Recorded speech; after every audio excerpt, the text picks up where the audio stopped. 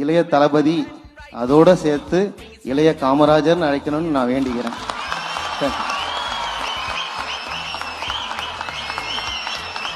கல்விக்கு 3 பேர் முக்கியத்துவம் பண்ணியிருக்காங்க.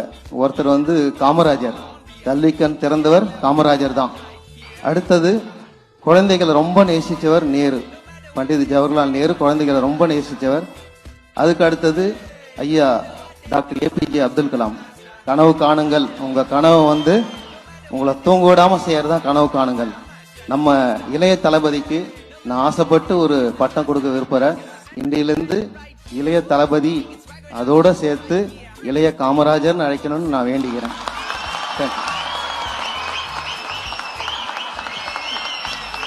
Thank you so much. அடுத்த வருஷம் தமிழக முதல்வராக பிரைஸ் கொடுக்கணும்னு கடவுளை வேண்டிக்கிறேன்.